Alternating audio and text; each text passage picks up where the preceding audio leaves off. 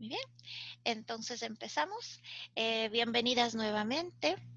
Gracias por acompañarnos en esta noche a esta jornada de mentoría de disciplina positiva en el aula de clase del mes de septiembre. Ustedes ya habrán leído que en esta jornada vamos a dedicarle a lo que es la implementación de disciplina positiva, sobre todo en las aulas de primera infancia.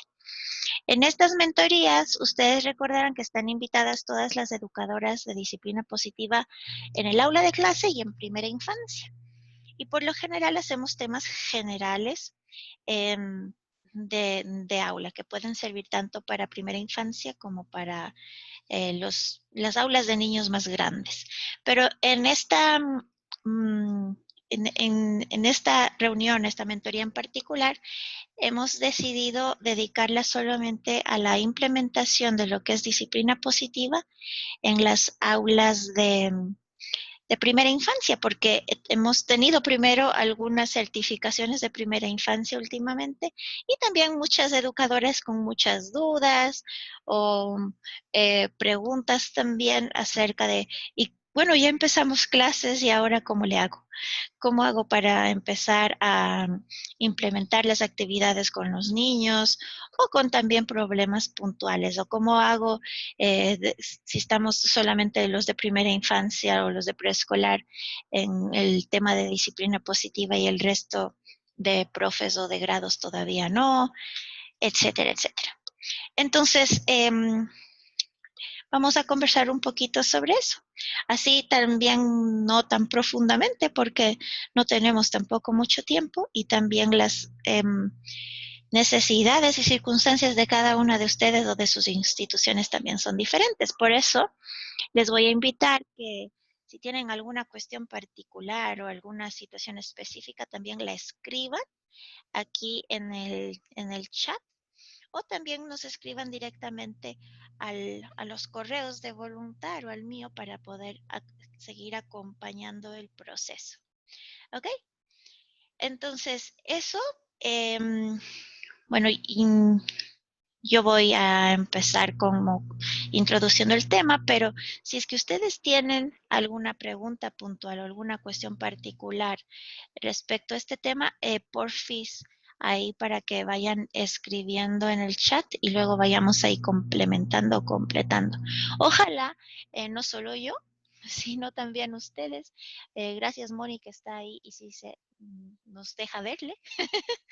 Y ojalá las otras personas también se vayan animando. Ok. Y bueno, Daniela también está ahí. Gracias. A ver. Eh, vamos a dejar también con Julio César un documento, un documento guía colgado ahí en el Facebook del grupo para que ustedes tengan también acceso a lo que vamos a trabajar hoy, tal vez un poquito más profundamente. Y bueno, supongo que la mayoría de quienes están acompañándonos hoy son profes de niños de preescolar, o sea, o de primera infancia, o sea, de 7 años para abajo. Y después de haber hecho el taller de disciplina positiva, yo sé que salimos siempre como muy motivadas, con muchas ideas, con muchas ganas, muy ilusionadas también. Pero cuando empiezan las clases y nos enfrentamos ya a los niños y al día a día y que las planificaciones y que los contenidos que tenemos que tratar y las rutinas en sí mismas, es cuando empezamos a decir, y bueno, y ahora, ¿cómo implemento? ¿En qué queda todas estas cosas que aprendí o que yo quiero trabajar con los niños? ¿En qué momento y cómo? Y puede eso ser muy abrumador y a veces ante esa overwhelming que sentimos nos paralizamos también. Entonces, a ver, les voy a preguntar primerito. Y si no me pueden responder hablando, escríbanme ahí. Alguien la que quiera primerito. ¿Se acuerdan cuando preguntábamos ahí, después de hacer esas dos listas y esa lista de lo que deseábamos para nuestros niños? Y preguntábamos, ¿cómo aprenden los niños? ¿Qué respondimos? A ver, ¿quién escribe o quién me dice cómo aprenden los niños?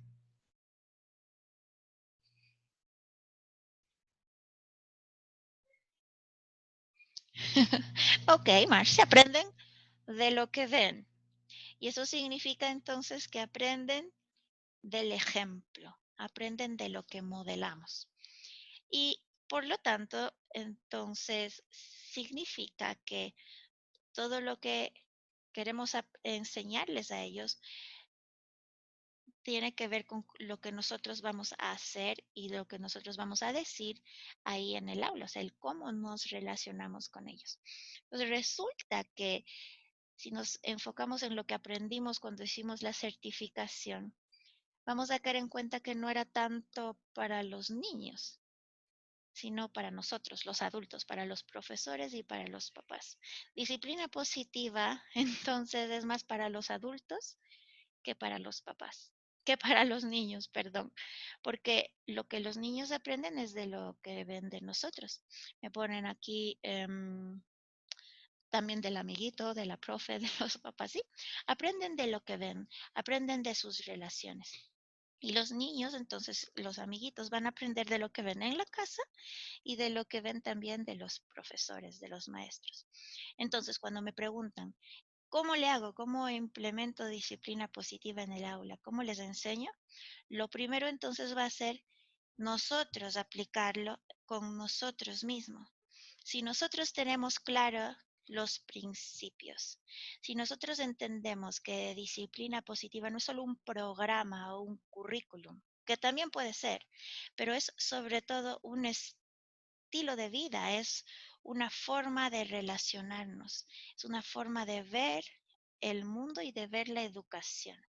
Si entendemos eso primeramente, entonces lo demás va a fluir más fácilmente, porque si no va a ser como una serie de actividades que yo voy a cumplir por cumplir. O va a ser el momento del día en donde yo les pongo a los niños en círculo y les enseño a pasar la varita y la pulguita. O les hago la actividad de Carlitos. Y luego todo sigue igual. Entonces no va a ser un aprendizaje significativo. No va a funcionar. Y al poco tiempo van a decir los profes, esta tontera de disciplina positiva no funciona. No está dando los resultados esperados. Y es que en realidad ni siquiera lo estamos implementando, porque nuevamente el primer paso es cambiar nosotros mismos. Y luego simplemente ir contagiando, simplemente ir con nuestro actuar, ir, sí, haciendo que las otras personas nos imiten si se quiere, sobre todo los niños, porque si nosotros no estamos convencidas, si nosotros mismos no actuamos de una manera consecuente y coherente con los principios de respeto mutuo, sobre todo, entonces no tiene sentido por más que haga la actividad que sea. ¿Ok? Entonces, eso en primera instancia. Disciplina positiva, entonces, no es tanto para los niños, sino para los adultos. Hasta ahí no sé si es que alguien quiera comentar algo, acotar o decir alguna cosa o escribir ahí.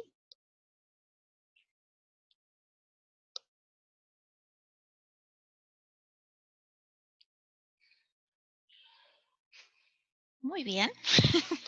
Entonces, continuamos. Entonces, teniendo claro que ante esa pregunta de por dónde empezamos a implementar, la respuesta es por nosotros mismos.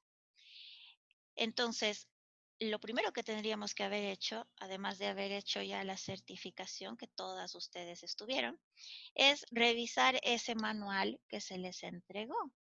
Algunas también tienen acceso al libro de preescolares y algunos otros también, el de para las instituciones de preescolar, o hay otras que tendrán también el de niños con necesidades especiales o el libro básico de disciplina positiva.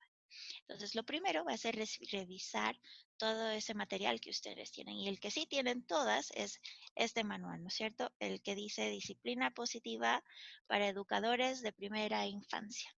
Y entonces, si entendemos que lo que aquí está, si son actividades que podemos realizarla tanto entre nosotros como educadoras para fortalecer el aprendizaje, para acompañar el proceso, para revivir un poquito lo aprendido o profundizar un poco en ello.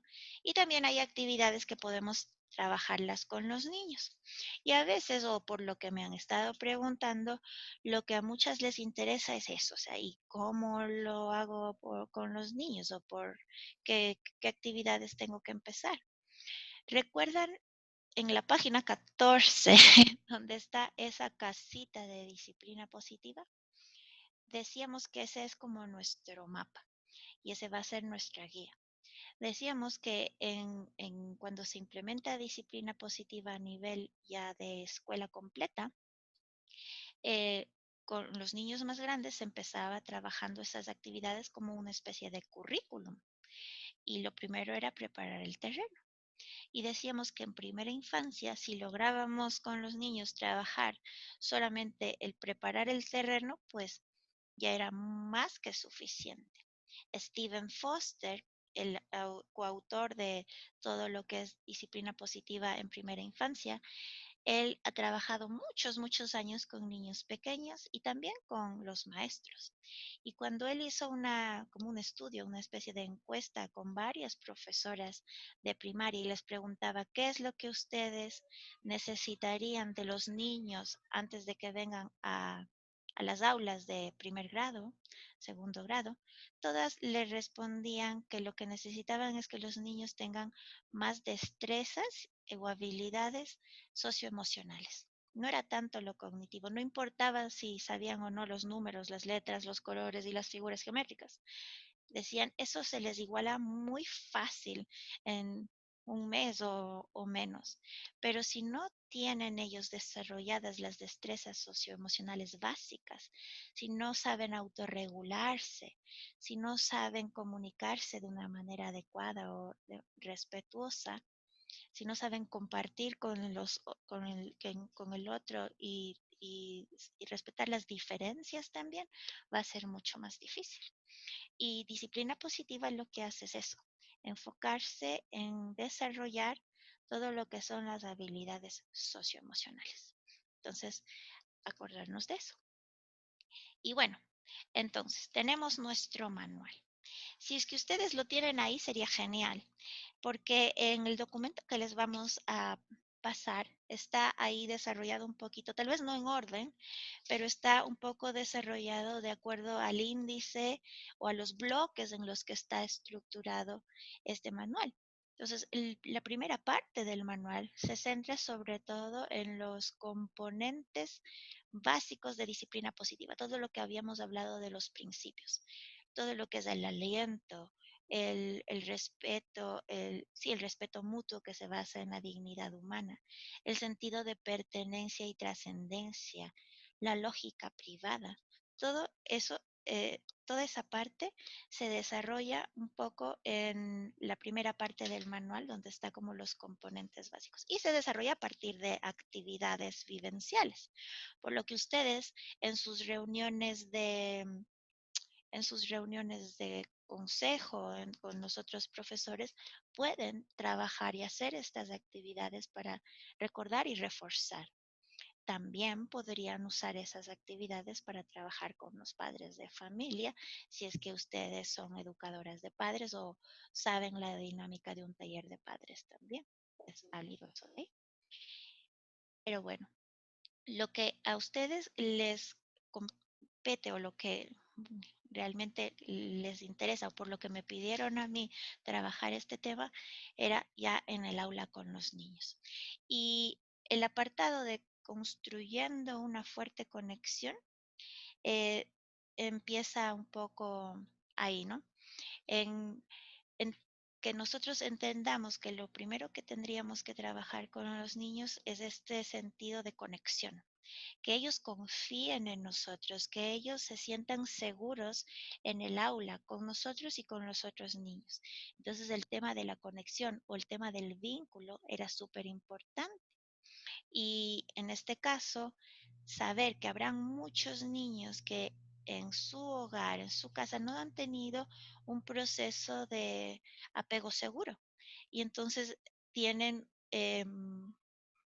más propensión a no saber cómo autorregularse, por ejemplo. Entonces, ¿se acuerdan del cerebro?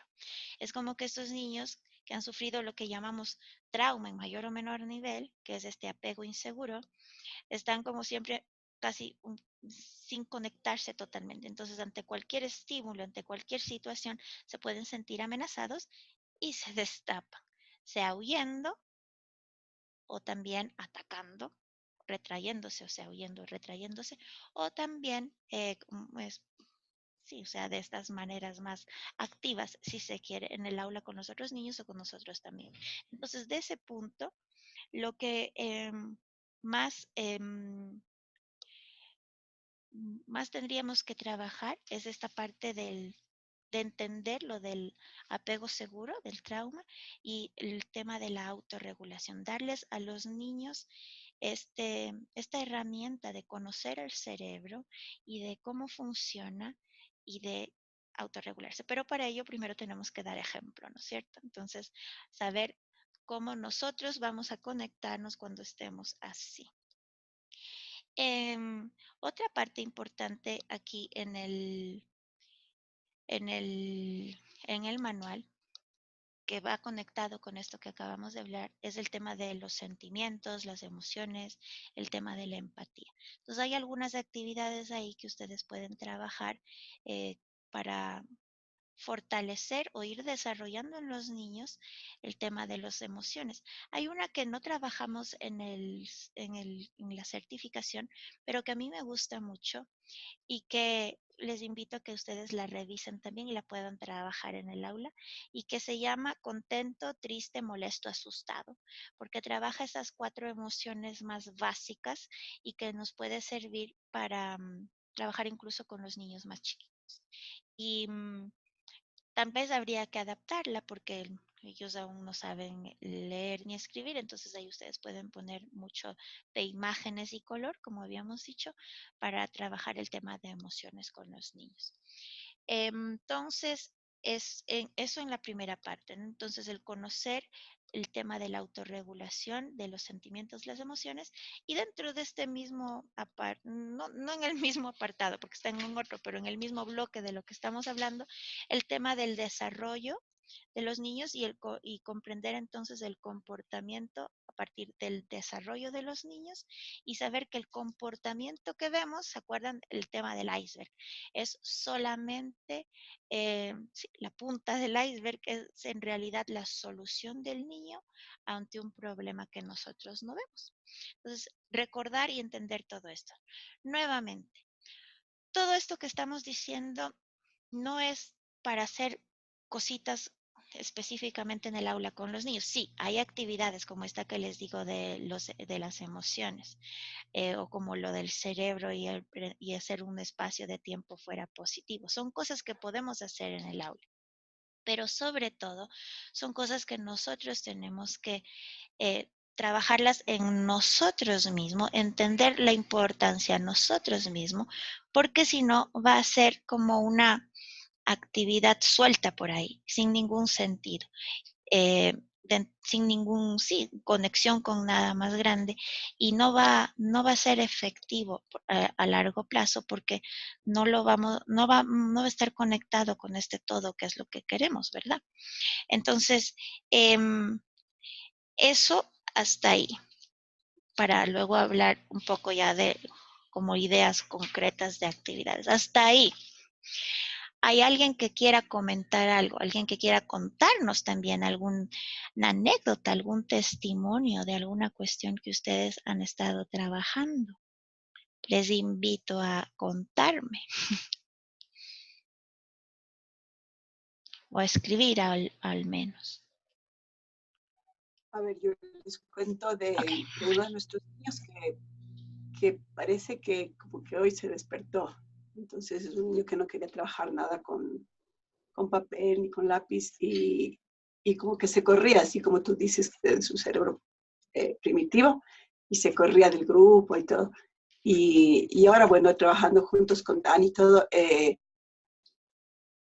como que se siente más seguro en el grupo y siente que pertenece al grupo. Entonces ya se le han dado mucho retroalimentación positiva Y ahora algo que hicimos al sentir que Dani, que está justo aquí, está pendiente de él, y ahora yo también cogí y le dije que para mí era importante que él esté en el grupo, que él siempre me ayude con las ideas que dice, como que le hizo despertarse y él sí sintió que era parte de ese sentido de pertenencia del grupo y después ya empezó primera vez en 2 semanas que hace un dibujo de él. Entonces fue realmente algo que nos llamó la atención y es ese sentido de pertenencia que tal vez eso le hacía falta a él, sentir que se pertenecía a un grupo, ¿no? Ok, gracias Mónica por eso, porque es cierto, a veces queremos como también los resultados inmediatos y cada persona tiene su ritmo, cada persona tiene también su contexto y su desarrollo. O sea, los niños también no se desarrollan todos de la misma manera o al mismo tiempo. Y miren, o sea, a veces son 2 semanas, es muy es un tiempo muy, muy cortito y vemos la importancia de esto de la conexión. Si los niños vienen, no sabemos además cómo fue su proceso anterior en la casa, cómo fue, no sé, lo que pasó en las vacaciones, podemos o no podemos saber, o la experiencia que él tuvo en años anteriores, o las cosas que pudieron haber pasado en la casa, todo eso que puede estar ahí debajo del iceberg. Entonces los niños a veces vienen con mucha desconfianza frente a los cuidadores, o en este caso a las profesoras. Y si es que no se sienten seguros, si no sienten esa conexión, no se van a abrir. Y, o se van a abrir no de buena manera. Y entonces el entender eso y entender esto del proceso es súper importante. Entonces, gracias Mónica porque nos hizo acuerdo de eso y saber que eh, los niños no van a reaccionar inmediatamente, o sea, cada uno tiene su tiempo, ¿no es cierto? Y entonces las cosas a veces también pueden empeorar antes de empezar a mejorar, porque si están los niños acostumbrados a una forma diferente y luego vienen estas profesoras a preguntarles en vez de ordenarles, a validar sus sentimientos en lugar de decirles, no deberías sentirte así o no es para tanto, ya va a mejorar o ya eres niño grande o lo que sea, y empezamos a actuar de otra manera, ellos van a decir, ¿y ahora esta qué le pasó? O, y esta es una extraterrestre, o sea, ¿por qué me trata así? Yo sé que son niños chiquitos, pero va a ser como cuando yo en mi clase con mis niños grandotes de 16 años me dijeron, ¿y usted, Fabiola, por qué nos trata tan en serio? ¿Por qué nos toma tan en serio? Entonces ellos también van, aunque son chiquitos, tal vez no nos dicen con palabras, pero van a decir, ¿y ahora? ¿Y por qué me pregunta y no me dice lo que tengo que hacer? ¿O por qué no me dice que está mal estar enojado? Y más bien me dices, no importa estar enojado. Lo malo es golpear o lastimarte o lo que sea que estemos haciendo. Nos va a cuestionar con palabras o con acciones. Y las cosas, como digo, a veces pueden empeorar antes de empezar a mejorar.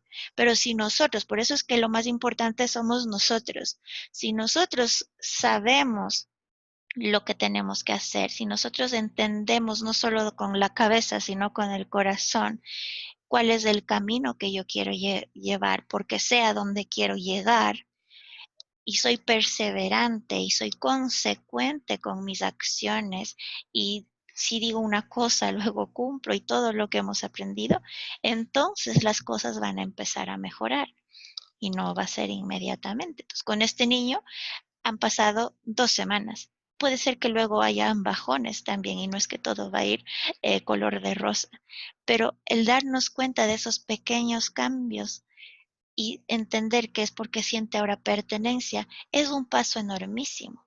Y entonces, así como Moni nos cuenta, yo también les invito al resto, no solo, si quieren también a contar aquí, y sino también a escribir esas pequeñas historias o esos testimoniales que nos pueden alentar en el camino y ayudarnos a guiar nuestro propio camino también, porque así como ella pasó esto con este niño, muchas de nosotros también estamos pasando por cosas parecidas con nuestros niños. Entonces, gracias otra vez. No sé si alguien más quiere contar o comentar alguna cosa.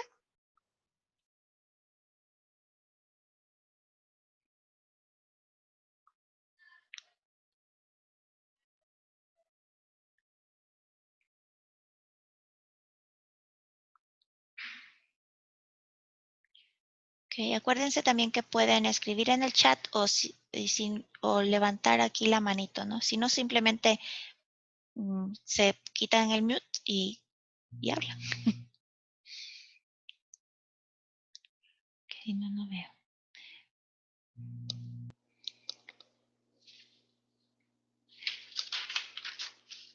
Ok, bueno, entonces, continuamos. Entonces, si nos remitimos nuevamente aquí al manual, habíamos estado hablando en esta primera parte como de los primeros bloques del manual, donde habla más sobre los conceptos de disciplina positiva y estas partes que tienen que ver con el preparar el terreno, que es lo de la autorregulación, sobre el tema de la creencia detrás del comportamiento, la lógica privada, eh, el entender también, esta es otra cosa que tenemos que tener claros nosotras, el tema del enfoque en soluciones, por ejemplo, frente al comportamiento, entender que no estamos ahí para buscar culpables, sino soluciones. No es que quién fue, quién empezó, o si es que fueron los papás o la profe del año anterior o es culpa del sistema, sino que nos vamos a trabajar, enfocar en soluciones. Me preguntan que en qué página estoy del libro. Estoy solamente en el índice. No estamos trabajando ahorita en ninguna página específica, sino que estábamos viendo como los bloques del índice. Y entonces, si ustedes se fijan, este manual tiene una estructura media particular. Entonces, mezclan ahí las actividades que se pueden trabajar con los niños, con lo que se puede trabajar con los padres, a partir de bloques o de temas más generales, y eso es lo que estábamos viendo. Entonces, en el primero decíamos que están los componentes básicos, luego está el tema de la conexión, luego el tema de sentimientos de empatía y todo lo que es el desarrollo socioemocional, y luego la autorregulación. También está el tema del lenguaje y comunicación, el tema del desarrollo y el comportamiento. En medio de eso está el tema de la importancia del juego, que iba a trabajarla después, hablar un poco de eso, pero ya que estamos, entonces también podríamos recordar eso, ¿no? En la certificación hacemos una actividad donde reflexionamos acerca de la importancia del juego, pero ¿qué es? 20 minutos, 30 minutos, que a veces es insuficiente para la importancia que tiene el tema del juego en la primera infancia. Cuando hacemos esta actividad, o sea, salen reflexiones muy bonitas y caemos en cuenta que a veces en nuestro sistema escolar, a las profes de preescolar, cada vez se nos presiona, si se quiere, más para centrarnos más en lo cognitivo y en lo académico. Y queremos que nuestros niños aprendan cada vez más temprano todos estos temas que tienen que ver con lo académico, la lectoescritura, el tema de matemáticas, incluso el tema de idiomas, cada vez a más temprana edad. Y muchos centros infantiles se jactan de que sus niños aprenden a leer a los 3 años o de que están preparándoles para la escuela de mejor manera porque ya saben saliendo, leyendo y escribiendo y sumando y restando y aprendiendo otro idioma también. Y nosotros, al centrarnos dentro de este proceso de las etapas de desarrollo y de cómo es el proceso de desarrollo del cerebro, vemos que eso tal vez no está haciéndoles tanto bien. Porque si bien es cierto que los niños pueden aprender todas esas cosas desde muy tempranito, el cerebro humano es tan flexible y tan magnífico que es capaz de aprender un montón de cosas si nosotros le enseñamos. Entonces a un niño de 3 años sí es capaz de aprender todas esas cosas. Pero ahí viene la pregunta, o sea, ¿a costa de qué? Muchos niños pueden aprender eso, pero a costa de quitarles el tiempo de juego, el tiempo de juego libre, el tiempo de simplemente ser niños. Y si uno luego lo ve en perspectiva, decimos, a ver, ¿y qué sacamos con eso? O sea, ya mi hijo aprendió a leer a los 3 años y tal vez se perdió de jugar, no sé, con tierra y en la hierba y de inventarse a jugar a los piratas, a los astronautas o a lo que sea. Mientras otra mamá puede decir, sí, mi hijo aprendió a leer a los 7 años, pero en cambio ganó en un montón de otras cosas y experiencias que tal vez el otro niño por estar aprendiendo en el aula a leer, a escribir y a calcular se perdió. Y la cuestión es que a los 8 años los dos van a saber leer y escribir y calcular al mismo nivel. Entonces, no es que ganamos mucho al forzarles a los niños a aprender todo lo que tiene que ver con lo académico o lo cognitivo. Y a veces muchos de los centros preescolares, por la presión de la sociedad, por la presión de los mismos papás que cada vez están en esta especie de competencia de que mi hijo ya sabe leer, mi hijo ya dejó el pañal y todo ese discurso, si se quiere, estamos en realidad haciéndoles más daño a los niños. Entonces, en esa actividad, si se acuerdan, decíamos, cómo aprenden los niños jugando?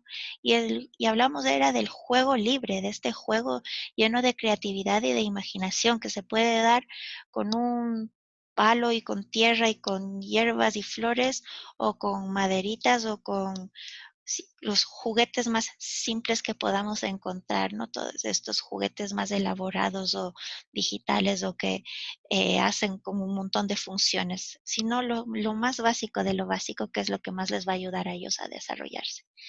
Em, Tengo aquí un comentario de Mari. Dice, estoy de acuerdo con lo que mencionas. Últimamente se exige más contenidos y hay menos espacio para el juego, empezando por la cantidad de horas que pasan en clase y la cantidad de tiempo que se le asigna a los recreos. Me da pena porque la brecha cuando pasan de preescolar a primaria es gigante. Y pues sí, cada vez hay más horas dentro del aula y más horas de mate y menos horas o menos tiempo de recreo y de juego libre. Y lo que más necesitan nuestros niños en esta edad es justamente lo contrario, más tiempo afuera y de naturaleza y de trepar y de caerse también y de juego, porque sí, creativo y menos tiempo sentado en una banca y haciendo fichas. Entonces, el hecho de Fabi, por lo menos reflexionar nos va una a ayudar. consulta, Mari, ajá, Moni. pero una consulta, o sea, yo estoy de acuerdo en lo del juego libre, pero a veces sí me preocupa porque lo que yo observo en el juego libre, que es en el recreo, es que los niños, la mayoría de los juegos son agresivos, o sea, es a empujarse, es a perseguirse y lanzarse sobre los niños. Entonces, ¿cómo se desarrolla en ellos un juego que sea más de, como tú dices, o sea, con palitos, con cosas, si lo que ellos están expuestos todo el tiempo son más bien a videos y a películas agresivas y eso lo replican en el recreo? Ok, gracias Moni. Sí, cuando hablamos de juego libre, también, o sea, podemos darle nosotros como guiarles y darles una ayuda y poner ahí recursos para que ellos puedan interactuar y jugar con esas cosas. O sea, sí, es verdad que está en el recreo, pero también puede ser incluso dentro del aula. Ahora, es muy cierto la influencia que están teniendo los medios de, sí, las pantallas.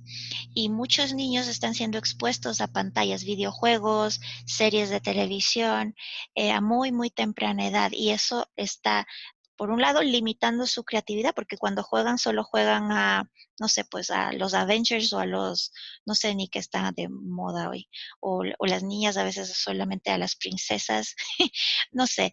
Entonces se limitan a jugar solamente a las cosas que ven en las pantallas o en los videojuegos. Y eso es, sí, o sea, eso es un limitante y una lástima también, que también hay que crear la conciencia en los papás y en los educadores del daño que pueden estar haciendo las pantallas e interfiriendo con esto que llamamos juego libre.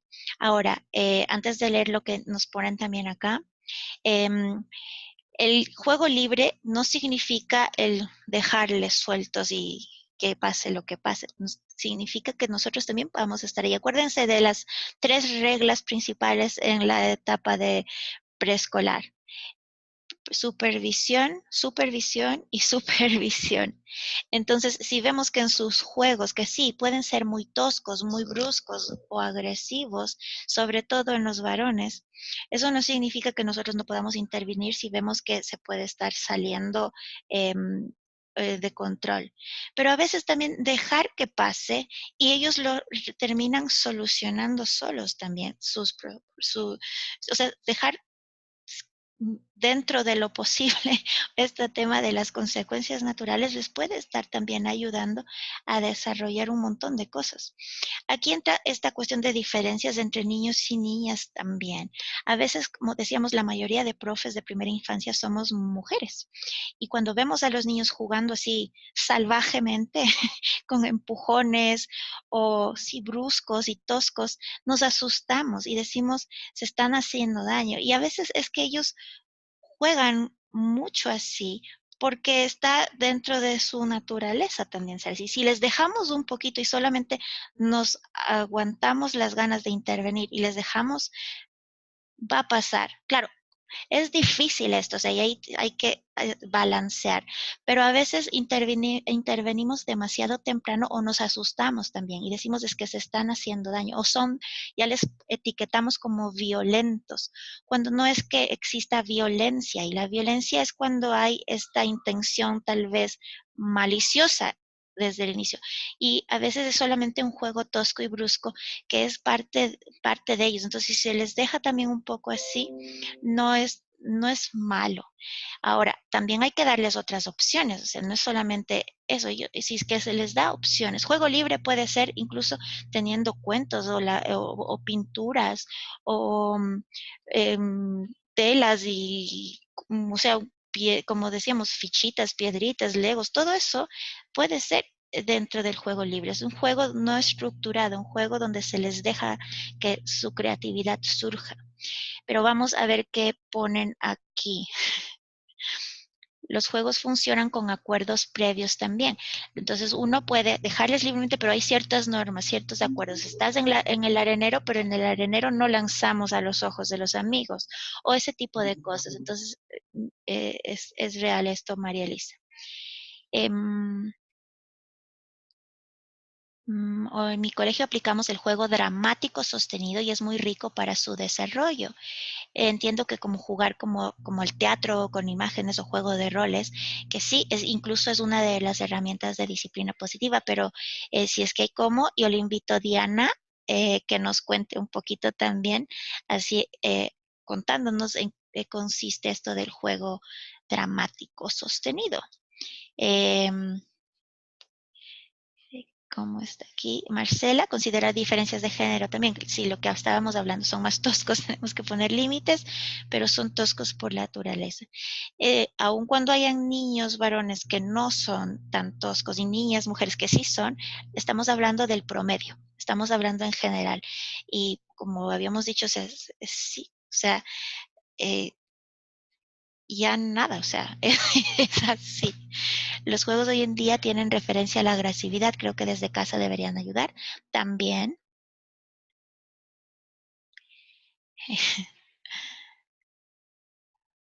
espérense que esto se me sube. Pero esos acuerdos deberían ser creados por todos o en estos casos los profesores pueden proponerlos. A ver, Macarena, los acuerdos, acuérdense, mientras más chiquito es el niño, más peso va a tener la figura del adulto. Entonces, si son muy chiquitos, los adultos van a proponer más y van a guiar más y va a salir más del adulto y tal vez solamente contarles a los niños y los niños pueden participar. Eh, Incluso tal vez solamente coloreando o anotando con dibujitos los acuerdos. Pero mientras más van creciendo, más relevancia va a tener, más peso va a tener la intervención de los niños. Entonces, a partir de los 4 años, por ejemplo, los niños son muy capaces de decir un montón de cosas para lograr el objetivo. A ver, si lo que queremos es divertirnos, si lo que queremos es aprender, ¿qué necesitamos hacer para jugar en el arenero?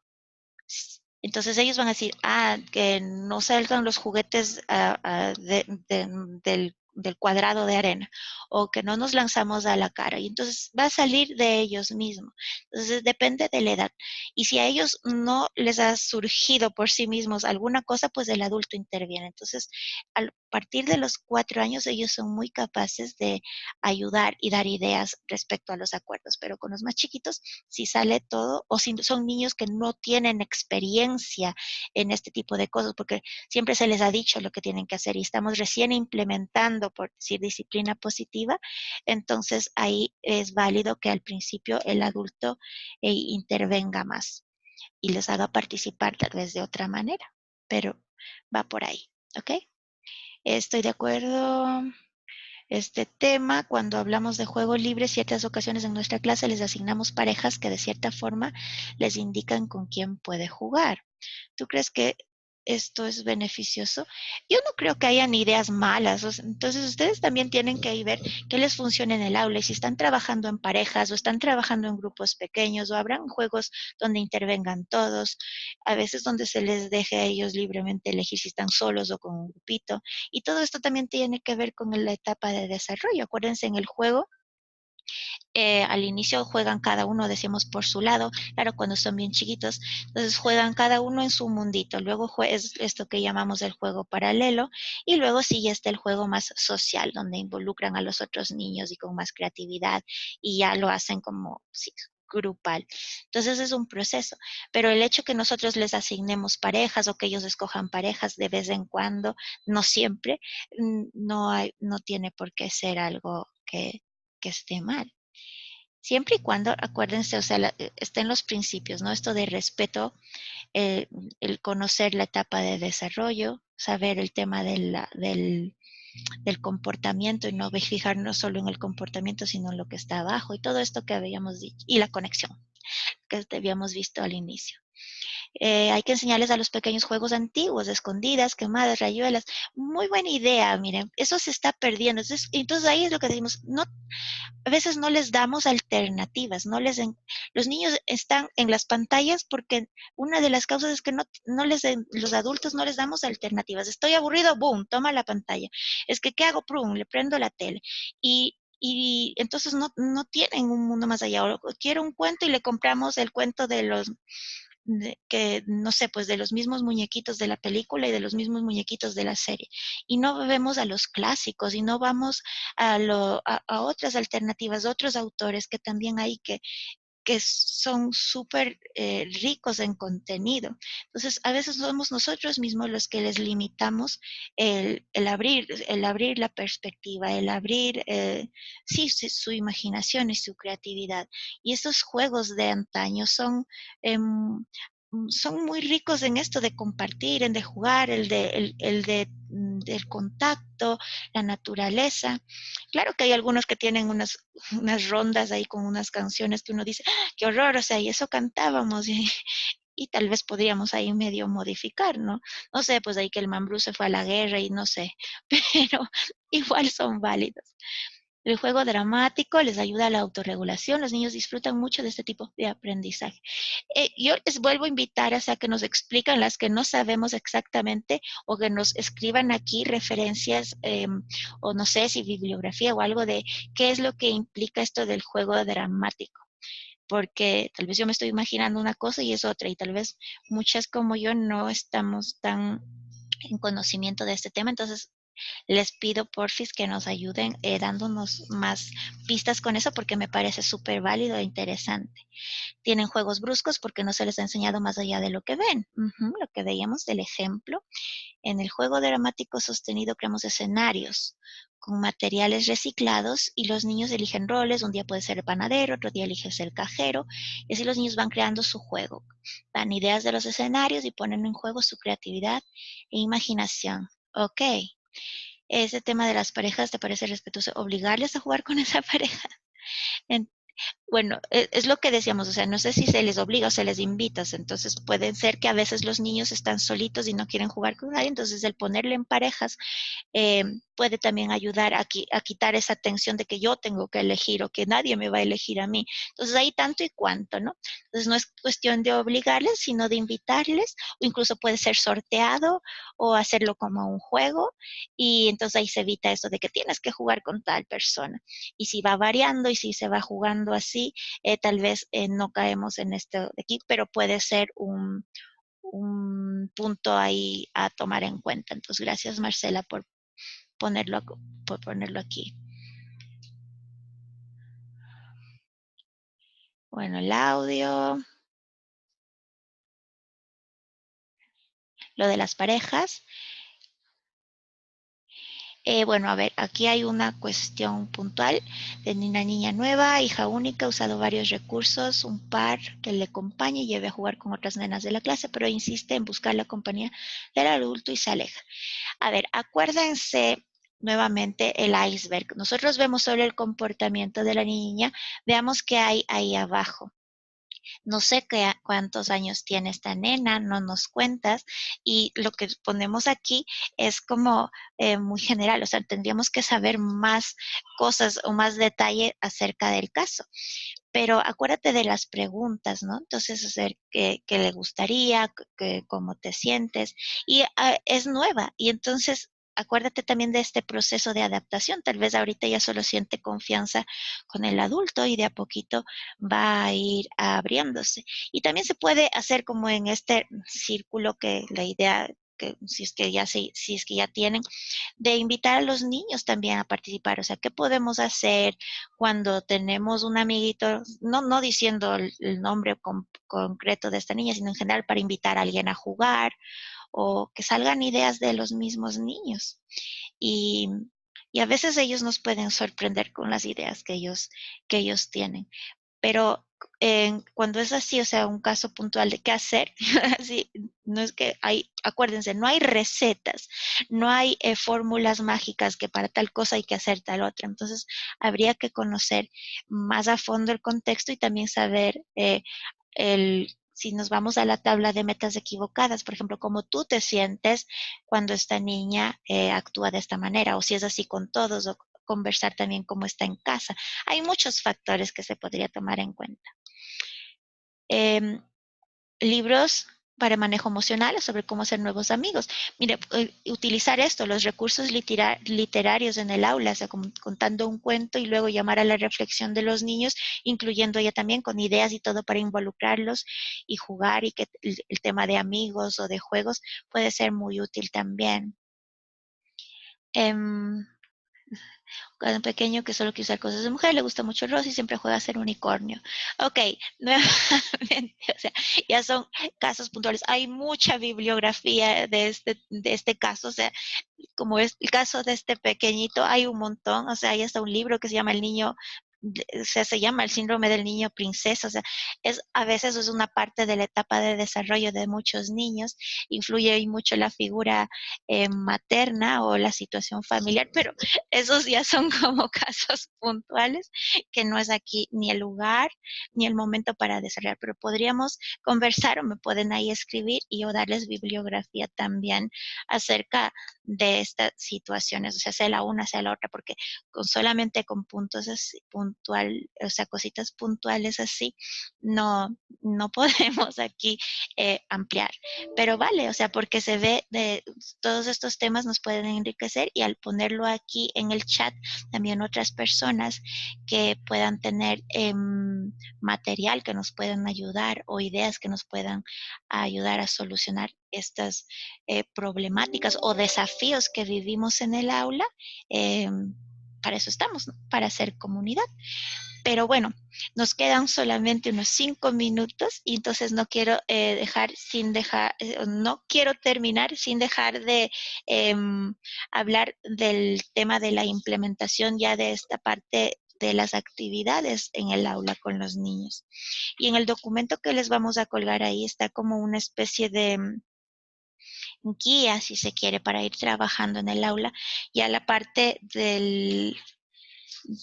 que en el manual se llama el tema de las reuniones de clase, que decíamos que si bien es cierto, la reunión de clase la vamos a hacer tal cual en la primaria, no significa que en primera infancia no empecemos a hacer como los primeros pasos, enfocándonos ya a las reuniones de clase. Entonces, ahí les invito a que lean esta parte del manual donde habla de las reuniones de clase y si es que tienen el libro también como testimonios o ideas o de clases reales trabajando en el círculo, las temáticas y cómo se ve la dinámica de una reunión de clase en edades de niños pequeñitos, incluso en clases mixtas donde hay niños de 2 hasta 6 años mezclados o sí, reuniones con niños pequeños de 7 años para abajo. Pero la idea de ir implementando estas actividades y recordarles a ustedes, nuevamente, a ver en qué página, o sea, todo lo de las reuniones de clase está a partir de la página 221 en mi manual, que algunas de ustedes tenían otra versión, entonces, pero bueno, véanle ahí en el índice, la parte que dice, en inglés dicen las 227 todo lo que es class meetings o las reuniones de clase. O sea, toda esa sección que creo que es la penúltima, porque la última es la de los alianzas con papás y autocuidado. Entonces, bueno, en cuanto a las actividades que tendríamos que ir trabajando, si es que ya no han empezado en estas primeras semanas de clase, es súper importante el tema de las rutinas. Entonces, empezar con rutinas en el aula. Si es que, como digo, no tenemos ya rutinas establecidas, pues ver su importancia y empezar a hacerla con los niños. A partir de los 3 años y medio, 4 años decíamos, la idea es involucrarles a ellos en la creación de la rutina para que sea más efectivo. Entonces, ver las rutinas que sean más útiles y empezar con ellas y paulatinamente ir tal vez agregando o involucrándolos a ellos en la creación de las nuevas rutinas. Entonces, la primera que suelen poner es la de la llegada a la clase, ¿no? Luego la de la salida, luego que la del lunch y así todas las rutinas. Entonces, el tema de rutinas es algo importante para trabajar en el aula con los niños. El otro es el tema de los trabajos significativos o esta lista de colaboradores. A ver, si tengo 15 niños en el aula, ¿qué trabajitos especiales les puedo dar a cada uno? Y recordábamos que iban rotando, dependiendo de la edad, podía ser rotando cada 2 días, cada 3 días o incluso diariamente. Con los más grandes puede ser incluso semanal, con los de primero de básica, no sé, y ahí entran ustedes, o sea, no es que hayan reglas fijas ahí. Y solamente recordar la importancia de involucrarles a los niños en estas tareas porque les da sentido de pertenencia y de ser capaz. Y además también nos ayudan en el aula. Entonces, el tema de los trabajos. Si es que nunca lo hemos hecho o siempre lo hemos nosotros como puesto, como ponían, o sea, obligado, irlo de a poquito, ¿no? Y ahora irlos a ellos involucrando y empoderando. Al inicio puede ser como con el sombrero mágico al azar y después ellos ya pueden ser voluntarios para hacer las tareas. Entonces, todo depende de cuán trabajado esté el terreno en su grupo para ver cómo vamos implementando, pero como herramienta, los trabajos en el aula es otra de las cosas que tenemos que trabajar en esta etapa de primera infancia. Luego el tema de hacer el círculo. Algunos niños ya lo hacen de una y saben y está perfecto, pero otros tal vez no. Entonces ahí utilicen esas herramientas o esas actividades del manual de formar un qué y luego el círculo silencioso y seguro, etcétera, ¿no? Entonces el tema del círculo. Después está el tema de enseñarles a los niños a hacer agradecimientos y reconocimientos, a agradecer al otro, a reconocer las cosas que los otros hacen bien. Entonces, este en sí es todo un tema. Y tal vez esto ya sea posterior, o sea, como, qué sé yo, o sea, a mitad del año tal vez hagamos esto si es que nunca lo hemos hecho antes. Entonces, de esto tal vez hagamos yo quiero hacer una mentoría enfocada solamente en el tema este de los agradecimientos y reconocimientos, empezando desde la primera infancia y luego viendo cómo se lo hace con los niños más grandes también. Y bueno, o sea, luego está aquí en el manual todas las actividades que se puede ir enseñando paulatinamente. Está lo que decían ustedes del juego de roles, está el tema de pasar el objeto, el tema de molestias y deseos como una habilidad de comunicación. Me molesta y deseo, ¿se acuerdan? La pulguita y la varita. Y el enfoque en soluciones. Pero estas son como habilidades un poco más complejas que lo haremos con los niños cuando ya hayamos trabajado más el terreno. Y ustedes van a revisarla ahí en el documento que les voy a subir ahí, pero sí espero trabajarlas ya puntualmente en otras mentorías. Ahora, solo acuérdense que en este primer periodo, si logramos el tema de rutinas, el tema de trabajos significativos y el tema de, y el tema del círculo, ya estamos. Y a la par, si les vamos enseñando a los niños a través de estas herramientas que tienen en el manual o de otras, el tema de los sentimientos del cerebro, la autorregulación, eh, es eso lo que más tendríamos que enfocarnos en esta primera fase.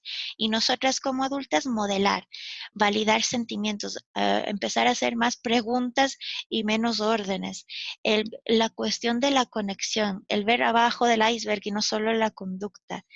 eh, Todas esas cosas que ya dependen más del adulto que del niño. ¿Ok? Ok, el molestias y deseos nos ayuda en el aula para que expresen sus sentimientos. Y acuérdense que molestias y deseos ayuda a expresar sentimientos y pensamientos también. Entonces es súper útil y qué bueno que Isa lo haya ya implementado y entonces queda ahí pendiente para que nos escriba y nos cuente con más detalle cómo le hizo y cómo le fue. Gracias, Isa. Y finalmente, como siempre les pongo al final porque es lo más importante, el tema del autocuidado. Si ustedes no están bien, no vamos a poder dar nada más que cosas feas a veces, porque vamos a estar mal genias, si estamos mal dormidas, mal comidas, no vamos a poder dar lo mejor de nosotros. Entonces, cuidarnos a nosotros mismos, aceptarnos, conocernos, amarnos a nosotros mismas primero para poder ser la mejor profe que estamos llamadas a ser. Entonces el tema del autocuidado es súper básico, ¿ok? Entonces, eso es lo que teníamos para la jornada de hoy. Yo voy a tomar notas de algunas de las cositas que pusieron aquí. Y en el caso de estos casos especiales, no sé, de Dani o el de Mari Cabrera también, si es que me escriben ahí más directamente al correo para ver también cómo podemos acompañar y dar ideas. Y si es que alguien del grupo, de la comunidad también sabe o ha tenido casos parecidos y nos puede ayudar con bibliografía o con ideas, también es bienvenido. Entonces, eso. En, no sé si alguien quiere decir alguna cosa específica para cerrar, puede decirlo abiertamente o escribiendo y aquí le leemos. Que ya se nos acabó el tiempo. ¿Alguien más que diga?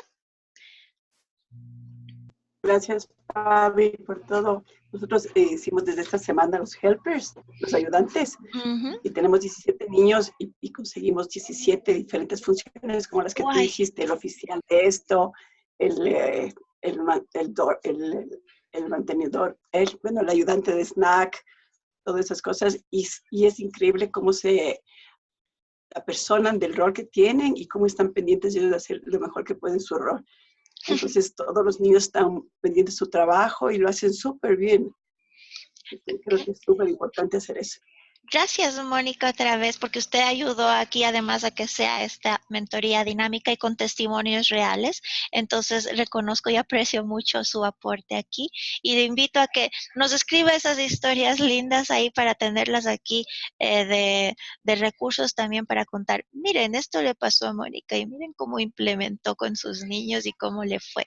Entonces, no solo a Mónica, sino a todas las que han logrado sus fracasos y sus logros implementando herramientas o conceptos o todo lo que implica disciplina positiva, porque acuérdense que aprendemos tanto de lo que funciona como de lo que no. Entonces, siempre nos va a enriquecer. Muchas gracias entonces nuevamente. Gracias a quienes nos ayudaron también aquí dinamizando un poco esto en el chat. Y y a las personas que participaron también y se dejaron ver, porque yo a veces me siento rara aquí como hablando con la pantalla, entonces cuando veo caras de verdad me ayuda mucho. Ok, gracias por eso. Muy bien, entonces eso por esta jornada del mes de septiembre y escríbanme cuando quieran y nos vemos entonces el mes que viene. ¿Ok? Ahora sí, a descansar, autocuidado y nos estamos viendo y suerte mañana en el trabajo también. Chau, chau. Chao, Fabi, gracias, buenas noches. Chao a todas.